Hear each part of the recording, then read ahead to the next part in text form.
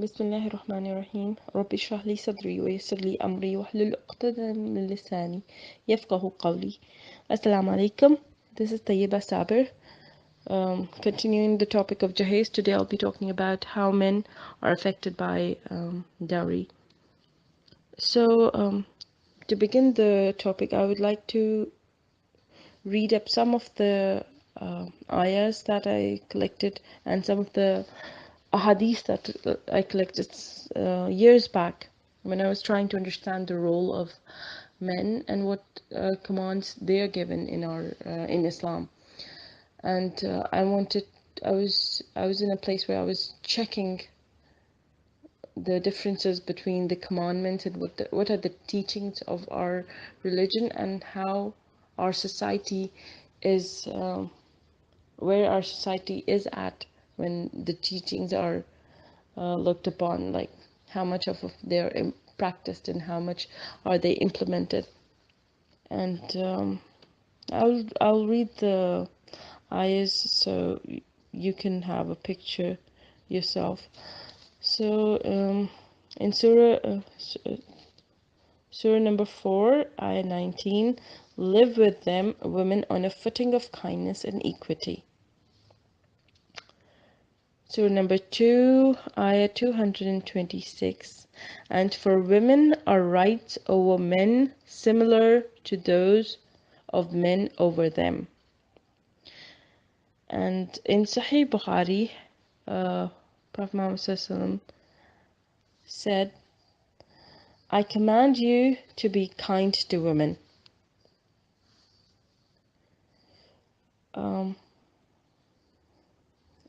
In Sahih Bukhari and Sahih Muslim, the Prophet Muhammad advised one of his companions who used to fast all day and pray all night. Do not do that. Fast and to fast all day and pray all night. Do not do that. Fast and break your fast. Pray qiyam and sleep. For your body has a right over you, your eyes have a right over you, your wife has a right over you, and your visitor has a right over you.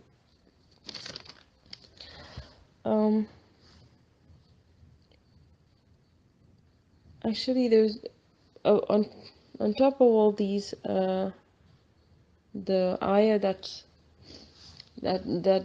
defines the role of a man in his family is the ayah where Allah subhanahu wa ta'ala tells the men that they are the maintainers, the qawwam over women.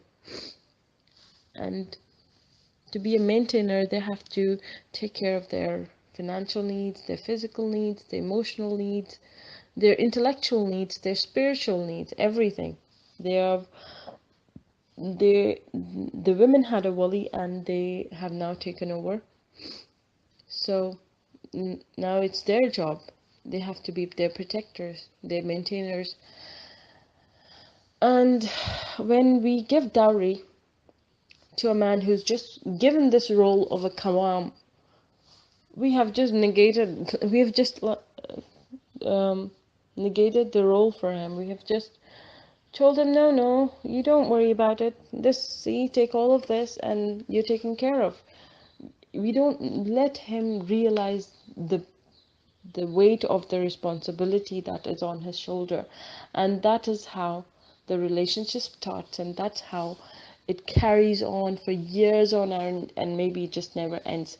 Some men have seen their parents manipulate the daughter-in-law's family to get more of dowry or whatever, or a car or a house, and they learn the tricks.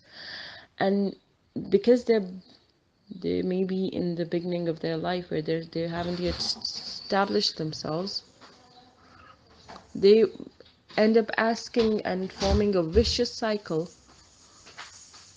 where they keep asking and the parents-in-law keep giving and it just never ends.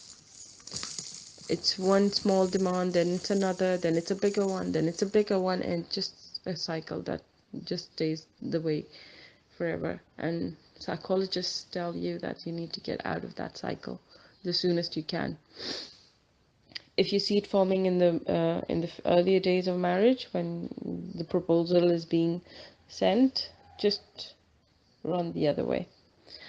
So, and this trickles down to the rest of their life. Men tend to act as if the financial burdens of their life are the responsibility of their wives' parents, and they don't. And when they spend from their own earning, they spend as if they're doing a favor to their family, even their children. They spend as if it's a favor to their children and their family, and it's very humiliating. And they spend, and uh, they make it apparent, and they make sure that the wife knows that they have spent or how much, and they keep track of, and um, they humiliate basically the girl, because they didn't get the time to realize that it is actually them whose job it is to provide. The men are in no place to humiliate women for being the maintainers. That's the job Allah has given them. It's not the girl who told him, came to his life and told him, listen, you're gonna provide for me. It's the way Allah has ordained things to be, and they should do it in an honorable manner. I see it all the time in our society. Men get away with that. I think the mothers and the sisters and anyone who hears such a comment from the man being said to his wife, or being I mean being pointed out to the children of that man, should take him to a side and explain him, listen, this is not the way, and we have a role to play.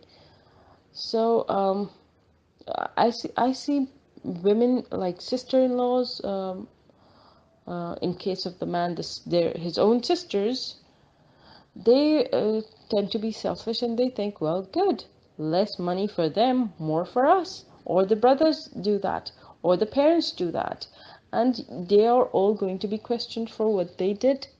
When you see some wrong or some kind of oppression happening, you are by religion obligated to stand up against it, even if it's your own.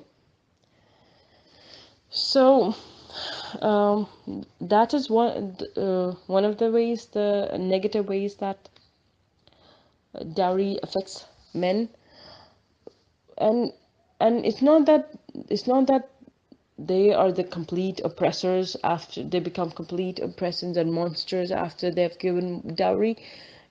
They themselves are the victims, actually, when they're not allowed to spread their wings and know their strength, and they're not allowed to exercise um, their strength. Because from what I heard from one of the scholars is that men feel more of a man when they support responsibilities. The more tasks they're able to handle, the more manly they feel. So if you have just taken care of a task for them, you have just stripped them of the feeling of being a man. So you've just actually caused an imbalance in a relationship that was to be formed. I would like to um, put forth the example of a butterfly when it's in a cocoon and is trying to free itself. There was a man who tried to tear the cocoon for it because he couldn't see the struggle of that butterfly. And once he did that, the butterfly died. And then later he came to know that the butterfly needed to exercise his wings and stretch them so that some kind of substance goes in it, and they strengthen, and then they free themselves from the cocoon, and then they are able to fly. Even if that butterfly had survived, it actually couldn't fly. So that's what we do to our men. So they are basically a victim of dowry. It's just that it doesn't look like it, because we are the people who are helping the butterfly come out of the cocoon. We are not helping it. We're killing it, and that is why you have um, so many men who are not qawwam.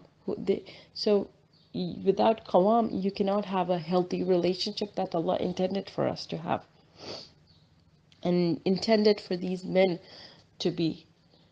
So I would like men and those who are raising boys or the sisters or mothers, please do your role. Please let your men be men. They have a right to feel that. They have a right to know their strength. They have a right to exercise it. Just have tawakkul, have faith in them, have faith in your own upbringing. You have educated them, they're capable, they will do much more, and they will do it with barakah, and they will do it with khair, and it will strengthen your relationship with them because you'll be supporting them all the way, and it'll have them have a stronger relationship with their wives, which is very important for the offsprings, for the grandchildren, for the nieces and nephews. So healthier parents, healthier bonds to have you will get you healthier nieces, healthier, happier nieces or nephews. So, may Allah ease it for our men, and may Allah help us let them get out of their cocoon on their own. It is hard, I know. It's hard to see your men struggling. It's hard to not be able to help because we men, that's what we are supposed to do. That's our nature. But where we need to hold back, we need to hold back. We need to let our brothers, our sons marry and start from scratch and sleep on hard mattresses and go in rickshaws or whatever else difficult task that they need to do to get stronger. We need to let them do that, and all the time we have all the time to pray for them. We can pray and support and be there. That's our job, but we need to let them have that opportunity. May Allah help us get through the task of letting them struggle, of seeing them struggle in that cocoon of theirs. And may Allah make it easy for them to be out of that cocoon and know the strength that He has put in them, because Allah does not burden a soul more than it's capable of. Assalamu alaikum.